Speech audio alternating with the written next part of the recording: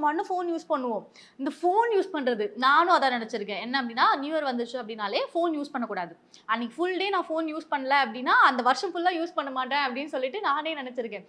வா சாமி, ஓ மண்டையில இருக்கிறது என் மண்டையில ஏத்த நினைக்காத, என்ன சுதந்திரமா வாழ விடு. சரஸ்வதி பூஜை எல்லாம் சொல்லுவாங்கல்ல, இன்னைக்கு ஒரு நாள் நீ படிச்சிட்டனா லைஃப்ல நீ எப்பயுமே படிச்சுட்டு தான் இருப்ப, சரஸ்வதி வந்து உனக்கு அருள் கொடுப்பா, படைச்ச நாள் அன்னைக்கு நீ படிச்சிடணும். அந்த மாதிரி தான் நியூ இயர் அன்னைக்கு ஒரு 1 hour ஃபோன் யூஸ் பண்ணல அப்படின்னா அந்த இயர் ஃபுல்லா நான் ஃபோன் யூஸ் பண்ண மாட்டேன் அப்படின்னு நினைச்சிட்டு நான் பண்ண ஒரு பெரிய கார் வந்து நான் நியூ இயர் ஃபுல்லா ஃபோனே யூஸ் பண்ணல. அன்னைக்கு நாள் ஃபுல்லா ஃபோன் யூஸ் பண்ணாம சும்மா உட்காந்துருந்தேன்.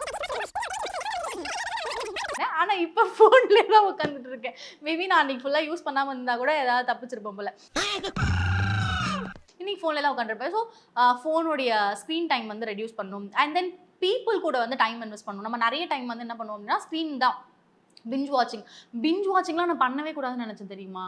பிஞ்ச் வாட்சிங்னா என்னன்னு தெரியுமா? நைட் டைம்ல சீரிஸ் பார்க்கறது. ஃபார் எக்ஸாம்பிள் ஒரு சீரிஸ்ல வந்து ஒரு 20 எபிசோடு இருக்கு அப்படின்னா அந்த 20 எபிசோட வந்து உட்காந்து முழிச்சு அந்த 20 எபிசோடையும் பார்த்து முடிச்சிடுது. கேம் ஆஃப் த்ரோன்ஸ் தெரியுமா? ஏய் என்னடா இது வசனமே புரியல. வசனமாடா முக்கியம், படத்தை பாருடா.